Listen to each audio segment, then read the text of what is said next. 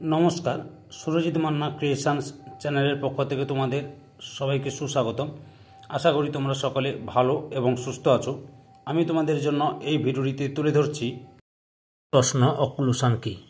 উত্তর: সংজ্ঞা: নাতিশীতোষ্ণ ঘূর্ণবাতের পঞ্চম পর্যায়ে শীতল সীমান্ত দ্রুত অগ্রসর হয়ে উষ্ণ সীমান্তে প্রবেশ করে এবং উভয় সীমান্ত মিলে একটি সীমান্তে পরিণত হয়। এই সীমান্তকে অক্লুটেড ফ্রন্ট বা অন্তর্ভূত সীমান্ত বলে। এই অক্লুটেড সীমান্ত সৃষ্টির সময় উষ্ণ আর্দ্র বায়ুপুঞ্জের কিছু অংশ বিচ্ছিন্ন হয়ে চক্রাকারে শীতল বায়ুপুঞ্জের মধ্যে অবস্থান করে। এই অবস্থাকে অক্লুশন বলে। প্রকারভেদ: এটি সাধারণত দুই প্রকারের হয়ে থাকে, যথা শীতল অক্লুশন এবং উষ্ণ অক্লুশন। প্রভাব: অক্লুশনের ফলে উষ্ণ বায়ু উপরে উঠে শীতল ও ঘনীভূত হয়ে বৃষ্টিপাত ঘটায়।